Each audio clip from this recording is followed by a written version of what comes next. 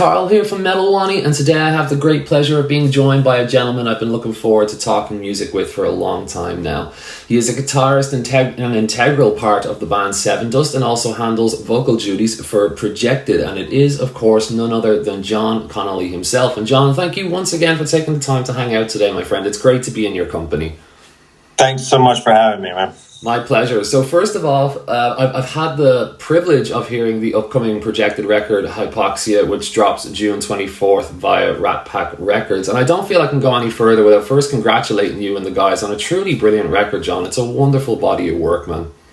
Thank you so much. I really appreciate it. We had so much fun making it. I think it was just everyone being on the same page at the same time in the same place. When I listen to it compared to the other records, it just feels more cohesive for some weird reason or another. I don't know, just more focused. I'm glad you say that, because I'm going to touch on that later. But, I've been excited to talk Hypoxia with you for a while now. And to start with the obvious, man, the element of this album that jumped through the speakers toward me first is your delivery as a lead vocalist. I mean, your tone, your energy and palpability just really leaves a lasting impression. But I wonder, is there a certain metamorphosis that takes place within you when stepping out of Sevendust and into Projected and having to adapt to that chemistry and that process and that role as a vocalist, or do the two things feel harmonious to you?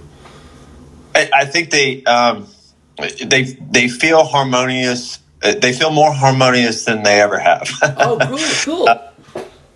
On the first record, it was sort of more of an experiment to, let's just see if this even works, and no one had any idea. We're like, all right, we're just going to shine up a bunch of demos and, see if we surprise ourselves. And we really surprised ourselves on the first record because we were more focused on just getting the song really, really dialed in. I wasn't really focused on being a singer. I was just sort of filling the role.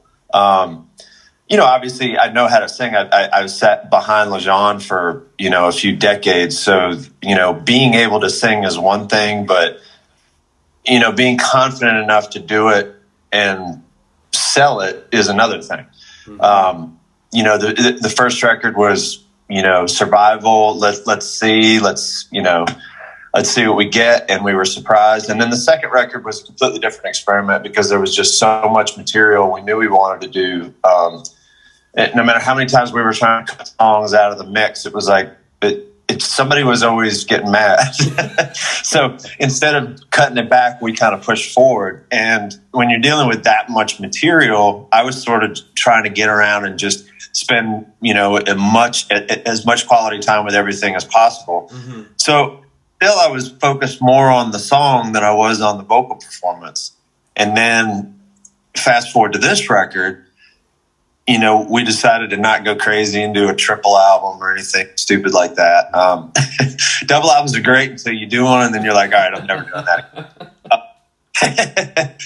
But I think this one, the biggest thing for me was I've been in the vocal booth a million times with Elvis as a backup singer, but I've never been under the microscope as a lead singer. Mm-hmm. And it was an awesome experience because it was like, okay, this is the first time I'm going to get produced. Yeah.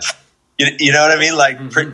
for me to say that I've produced myself is like I've engineered myself. I know that there's a certain amount of production that goes into the thought process and what I want to do where, but when you can take that hat off completely and let the producer just be the producer, mm-hmm.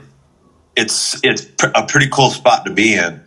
Because there were a lot of things that I got to be honest with you, he would suggest it, and I'd be like, "That's never gonna work."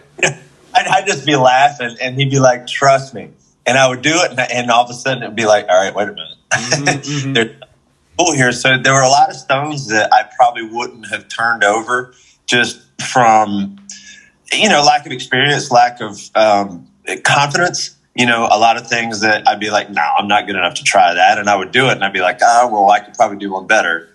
And then I'd do one, and I think that whole part of the process of just being in the hot seat with a producer I think it paid dividends, because it's the one thing that I haven't had a chance to do with this. On the first record, we had Elvis come in and mix it.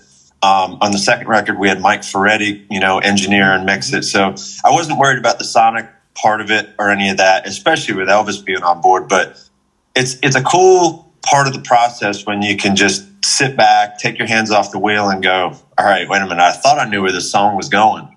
And then all of a sudden it goes somewhere completely different, and then you stand back and you look at it and you go, okay, this is what we're talking about here. And I think a lot of that just came out of just being comfortable in there with him, and being comfortable with the songs too. I think another part of the process was early on, we decided I don't want to go in there with any holes. Like, I want to have a piece of music and him going, what is this? Is this a verse? Is this a chorus? Is this he would know what it was. Mm-hmm. He'd be like, okay, there's a vocal there, there's a vocal there, there's a vocal there. So there were at least placeholders for everything. And, at the end of the day, I think probably 70 to 80% of those placeholders ended up getting shaped into what ended up becoming the record. But it was such an important part of the process that I finally got around to. Yeah. 10 years after the fact, let's act like a singer and actually get in there and do what every other singer does. You work through the process instead of just like, all right, let me grab the part. Because when you're running back and forth from the computer to the vocal booth by yourself, I get a lot of steps in. Better I'm becoming as a singer. I love that. And thank you so much for sharing all that, because that was my follow-up question. Because, so many people often perceive being in the studio as the optimum setting to write and record, but it absolutely, that, in-person real-time exposure is an adjustment. So thank you for sharing that. I really appreciate that.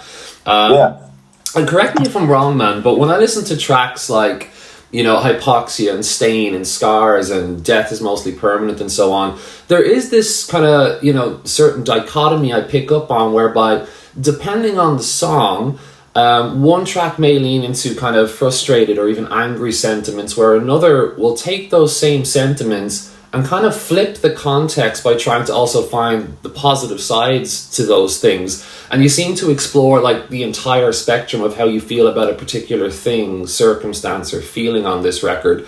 And I wonder, to your mind, would this be a fair assessment of what I'm picking up on, or am I totally off the mark here?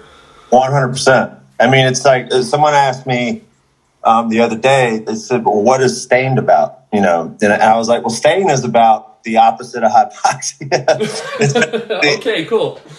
And looking at how far we've taken, the whole social media, and just, we're in such a weird place as a species, because it's like the shortest, little things can set people off, and you watch people just completely trash relationships, and these are family members that are getting upset over Facebook posts, and I'm like, you're blocking your cousin or your aunt, your aunt, or your uncle or your mom or your dad or whatever it is. But with Stained, it was sort of like, all right, well, if I can fix it, I don't know how to fix it, but just the hope and the fact that I think acknowledging the problem is sort of half the battle. And I think, it's up to us to solve it. It's up to us to fix it. I mean, no matter what situation we get in ourselves, we're the ones who hold the keys to whether we can survive it or not. And social media is an interesting thing because, I was trying to explain to my daughter, she's 17, and I'm like, yeah, well, back when we didn't have the internet, and, her head almost explodes every time I say that, because it's like, well, what did you do before the internet? I'm like, we had magazines, you had encyclopedia, like, just trying to even remember a world that was like that. So yeah, I mean, it definitely, those songs definitely play off each other a lot. It's like, all right, it's bad, but there's hope. There's always hope. I love that, because, to touch on that, or postscript that, something you said in an interview recently that really resonated with me was that you kind of consciously tried not to make a concept record, as well as kind of consciously not trying to write exclusively about the pandemic too much either, because the simple truth is a lot of bands have done that. But I think what I enjoy about how you tackle it on Hypoxia in the moments that you do is that you don't convey a purely commentative, detached perspective as a lot of others I've heard. I feel we get a sense of what you really thought and felt during this period. And I wonder, if that was a conversation you ever had with yourself when writing about that subject matter, that choice whether or not to actually personalize the narrative when you wrote it, as opposed to just commentate on it. Yeah, you know, I mean, a lot of what we write about, both in Sevendust and, well, especially with Projected, since it's more of a, you know, a singular kind of point of view from, at least from where the lyrics are coming from. You know, it's easy to kind of get sucked into, you know, watching the TV and stuff like that. But, you know, when COVID happened, I was like, all right, I got to turn this off because we're on lockdown. You know, you watch enough CNN or whatever, and you're just like, it's the end of the world. It's the zombie apocalypse. We're all going to die. So what's the point? You know, you kind of go through that whole, well, what am I really doing this for anyways? You know, I know I can't tour it. It's the other part of what I do, but, you know, there was, I think, a 2 or 3 month period where I think the whole world just had a giant question mark. Like, we don't know. We're going into the unknown.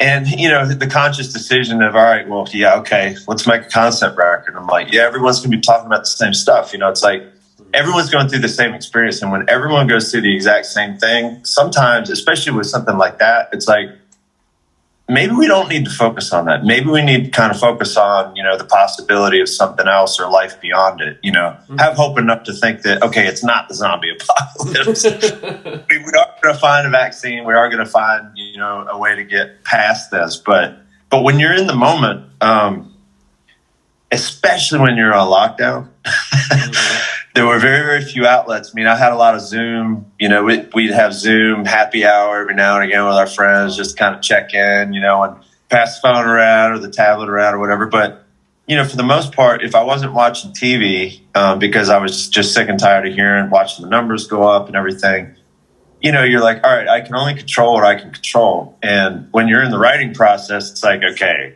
I'm as hyper focused as you could possibly get. But you have to search for that subject matter, because it's like, I usually try to write from at least experience. You know, what am I going through in the moment? You know, in Sevendust, we've sort of made a mantra of that. It's like, I'm not saying Dio writing about, you know, dragons and dungeons and things like that is a bad thing. It's not. You know, my Iron Maiden is great. I love Eddie. I love Iron Maiden. You know, they were one of my favorite bands when I was a kid, but that's not the type of band we are. We write more just from personal experience. You know, some of it's half therapy and some of it's half art, you know, us sort of getting stuff off our chest. So it was an interesting place to start from, because when I first started writing this thing, the whole record was nothing. It was COVID. I went, all right, wait a minute, hold up. Yeah, right. It's like, pick the moment that's best for this, and then let me go explore some other things. And you know, once the record starts to kind of pull itself together, you can kind of focus on what the record's about as opposed to what's inspiring the record. You know, once you're 3 or 4 songs in, you're like, okay, now I got my bearing. I don't need any outside perspective, and I can kind of bounce off the ideas that are already going. Because to me, I think the beauty of an album and a record is that you know, that connectiveness between the songs. Why did you put that song after that song? Why is it going into that one? Why are they on the same record? You know, song on another record or with another artist, you know, so you always have to kind of make that case on, okay, here's the arrangement. You know, it has this many pieces and this is the order and this is how I want to kind of, you know, convey the ideas that are going on. But, you know, when you're in a pandemic, it's all sort of uncharted territory. It's like, all right, this is new. Every day you wake up and you're like, same thing, Groundhog Day. And after 4 or 5 months of Groundhog Day, you go, all right, wait a minute. Oh, here. That's awesome, and thank you for sharing that. That always fascinates me. I've been dying to ask you that for a while. And you know, as most folks will be aware, Projected is made up of yourself and Vinny from Sevendust, Scott Phillips of Creed and Alter Bridge, as well as Eric Friedman of Tremonti. And when you talked recently about the logistics behind trying to find a space in your schedules for a projected tour, you mentioned that to pull this off, someone in the band would have to pull double duty, which for anyone who may be unaware means playing 2 shows each night, essentially supporting and headlining. And that sounds awesome for fans, right? But I'm curious, is there anything that comes to your mind that makes pulling double duty more difficult than audiences may actually realize? Yeah, for sure. Just durability. I mean, in all honesty, I have to get my head wrapped around. You know, I've told Tim, our manager, I'm like, I'll take anything that I can get, and I will be more than happy to do the double duty, but you can't drop it on like a week's notice because you have to build up stamina to be able to pull off that stuff. You know, a lot of people are like, oh, you know, why does the Sevendust play a 3-hour show? I'm like, it's very physical. It may not be like the most, it's not Journey. It's not like acrobatic vocals, but they're demanding. Sure. The delivery and how we deliver that type of music is demanding, and Projected is very, very similar. So the biggest concern for me is like, you know, you could throw me 100 guitars, I could probably play guitar all day long, but how long will the voice last? So it's just something that you have to be conscious about. You know, it's like, if I do double duty, I can't sing and then sing 15 minutes after I just got off stage. So you got to space it out enough where you can kind of get a little bit of a break. Yeah. And the same thing with, you know, guitar and drums. It's like, you wouldn't want to get up there and not give 100%. So you sort of have to figure out, okay, what's doable here? Absolutely. You know, how many songs can we really pull off and sing a night? Because if you're doing a 30-minute set, if I'm opening and I'm doing a headline set, that's like 2 hours of singing a night. And I'm totally down for the challenge. Nice. I love it. Love that. Because, yeah. All right, I got stepped over the line. But I think with enough preparation, it's just enough, you know, it's time in the saddle. It's just spending more time beforehand. You know, anytime we get ready to go on tour, it's like, yeah, you get the guitar up, you got all the chops in, and then, you know, you're kind of humming along, and then you get in and you're like 2 days in, you're feeling great, vocals are awesome, and day 3, you're like, oh my God, I can't talk. But, so yeah, I mean, it's just, you know, just things to be, I guess, conscious of, you know, when you're 53, 54 years old, like a couple of us are, you know, it's something to be mindful of. But yeah, I mean, I think that's the biggest hurdle and the biggest challenge physically is just, you know, being able to do it and not have one suffer. Because I remember one time when I did the first Projected show, we did the Projected show, and then I did Sevendust afterwards, and I totally lost my voice in the middle of the set. But it didn't matter. But either way, if I had to reset and do it the next day, I'd have been like, all right, wait a minute, we got to regroup here. So, yeah. You know, I mean, it's just getting it on the schedule and then just biting the bullet and going, all right, you know, and hopefully it'll be us playing with Alter Bridge, so Scott Phillips has to do the double duty.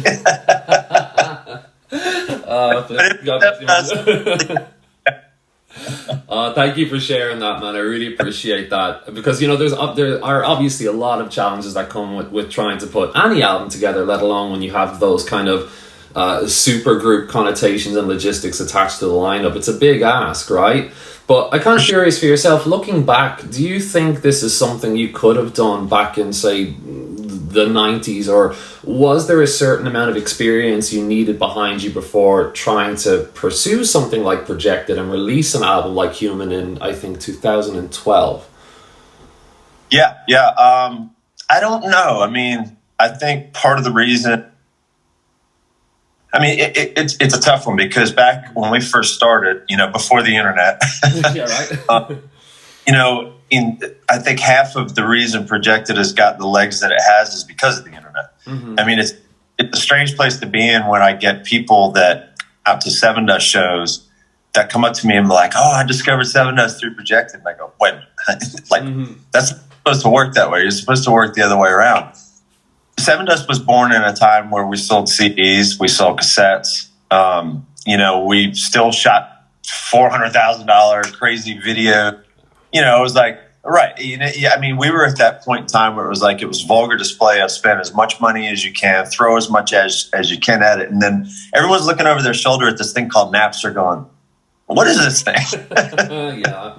And or to today where everyone's like, all right, wait a minute, we're in a totally different world. So, I don't know. I mean, I think half of the reason that Projected was as fun and exists as easily as it does is because of that. It's because of the socials, because we don't have that touring visibility, you know, like an Alter Bridge or a Sevendust yet. Not to say that we'll ever tour that much or go that deep with it, but it's just it's a totally different mindset. It's kind of a weird place to be in because it's like one band started on one set of rules, and then another band started where half of those rules were completely written, thrown out the window, and then you got 1 foot in one and 1 foot in the other.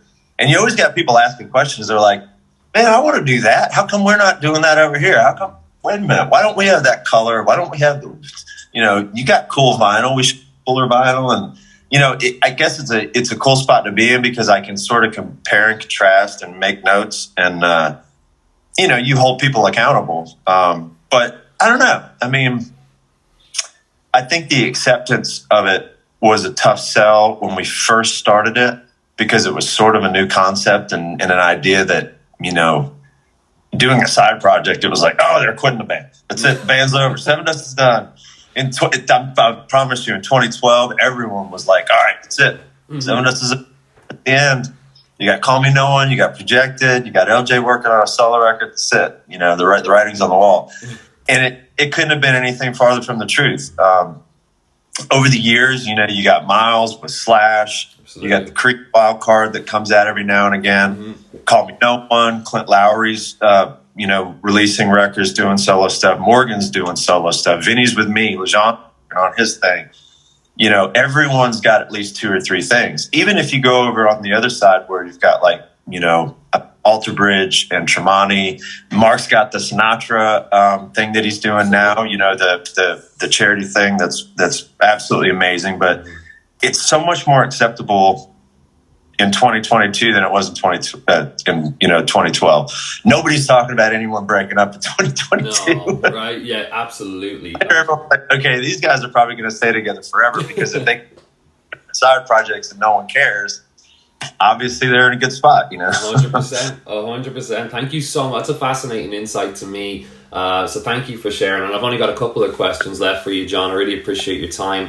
No worries. And when I listen to Hypoxia, I mean, there are a number of songs that really grab hold of me and don't let go. And for me personally, particularly tracks like Death Is Mostly Permanent and At Your Window, I adored, as well as the others we touched on earlier. But I'd really love to know if there's a track or a moment on this album that you are most proud to have put your fingerprints on. Is there anything that kind of really resonates for you? It kind of floats around because they're sort of like children. Like every now and again, you get a acting up, and they just annoy the crap out of you for whatever reason. And 2 weeks later, you're like, all right, wait a minute. Someone else is like, oh, that's my favorite song. It's funny because those 2 songs that you had mentioned were the 2 that when started kind of getting annoying the fastest for me. Wow. But it was the deepest, the ones that weren't as cut and dry, like they weren't organized like Hypoxia was. It's like it's a little bit more epic, a little bit more of a journey. I go back and I listen to them and I'm like, all right, yeah, I love those songs, but there is a certain satisfaction about, Hypoxia is a great example. The whole record was written. And I remember the pandemic was announced, it's a worldwide thing. We're on lockdown. And I was already writing. I was about halfway through the writing process. All the music was finished except for Hypoxia. It wasn't written yet. And I remember thinking, well, if the whole schedule is clear, maybe I should go ahead and see if we can get some studio time. So I hit up our manager. He hit up Elvis. I was thinking August, and he threw a curveball. He was like, can you come in June? And I went, oh, wait a minute, June? And, Tim called me and he goes, honestly, can you be ready in time? And I was like, yeah, I can totally be ready in time. I'm just going to have to put my nose to the grindstone and get these things fleshed out. So, once I had the date on the schedule, it's like, all right, less than a month, we're going to be in there. I got to land the plane on this stuff. So I went down the rabbit hole hard. And the funny thing is when I came up for air, I had all of these great lyrics and great melodies, and I couldn't play the guitar anymore because I had played the guitar in like 2 weeks. Yeah. So I had a bit of a panic attack because I was like, oh man, I got to get this is unacceptable. I have to cut rhythm guitars real soon. So start woodshedding, forget about the vocals, all that stuff. And I was just doing exercises, just making sure that I got the playing back. And it was the pre-chorus for Hypoxia. It was just a fun, blinky thing that I was like, it's one of those things that it's just a go-to. It's those patterns are just, they're super fun to play. And I know that I'm dialed in when I can do them. And I remember doing it going, well, that's actually kind of cool. And then I took it back one step and I went, all right, let me put something kind of chunky on the front of it. And I was like, whatever. Let me just throw something in the hole, just get something as a chorus. And then I walked away and came back. And normally this is where I delete everything. But I didn't. I listened through and I went, all right, I like that. I said, let me close it. I'll pick it up tomorrow. And I went out to do a bike ride. And normally I put music on. And I had the demo, just those 3 parts for that one. An hour and a half later, I came back off the bike. All the lyrics were written. All the melodies were dialed in. That's awesome. Came in, down. The song literally wrote itself in about 10 minutes. And it was out of a panic attack of not being able to play the guitar on the record. Wow, that's such a good story, though. Thank you for that. Yeah, it was just that extra thing that I was like, all right, well, I'm glad I went through a bit of a panic attack, and that song ended up coming out of it. And I was like, all right, well, that was a pretty cool experiment, because after that, everyone was like single, single, single, single. Sure. And I went, all right, if that's the one. That's awesome. Thank you for that. I love that. That's a fantastic story. And I've only got one question left for you, John. I've really enjoyed seeing you return to this project over the years. Every 5 years, if I'm not mistaken, an album drops. And it obviously brings a lot to the table for you as a musician and a human being. But I wonder, this project, the caliber of musicians you're working with and yourself, what, if anything, is the key takeaway or the thing you've learned that stands out most when it comes to your time in Projected so far? Just we still focus on, I think, the most important thing. When I first got together with these guys, I was like, just don't think about rules. Don't think about the industry. Don't think about radio. Don't think about what's right and wrong and what you've done in your other bands and what your producers have told you. Nah, that's too busy. Don't do that. Do whatever you feel. And then we'll adjust as a group and sit down. And if something's too much, it's too much. But 9 times out of 10, it all goes. It may seem crazy when we first do it. And then you put it all together and you go, nope, keep moving on, continue. I don't want to make it a cookie cutter version of any other thing that we're doing. Sure, we're going to have similar song structures because we study popular music and we're big, like myself especially. I'm a huge pop fan. Mm-hmm. Me too. I think the pop mentality is an important thing, and it's something that I always picked up probably from Lajon more than anything. Mm-hmm. That pop R&B sensibility and a vocal style that is just second to none. So it's easy to get sucked into it, but you want to hear a singer sing. Sometimes you want to hear him yell, but most of the time you want to hear something that you can sing back. So, it's always such a fun time to get in the room with those guys and just go, all right, just let your hair down and let it all out. Just whatever comes to mind, and E-Rock will throw something out and be like, that's awesome. And be like, you want me to try something else? I'm like, well, that was your instinct. Mm-hmm. Your gut said go there, so follow your instinct. I think the instinct kind of leads this project more than anything. Don't second guess, just play and move on to the next thing. I love that, John. And once again, thank you so much for your time and congratulations to you and the guys again on the record. It's really stunning. I can only hope you've enjoyed this as much as I have, and I wish you and the guys nothing but the best for the rest of the year and beyond, my friend. Thank you so much. I really appreciate it, brother. My pleasure. Have a great day, John. You too, man.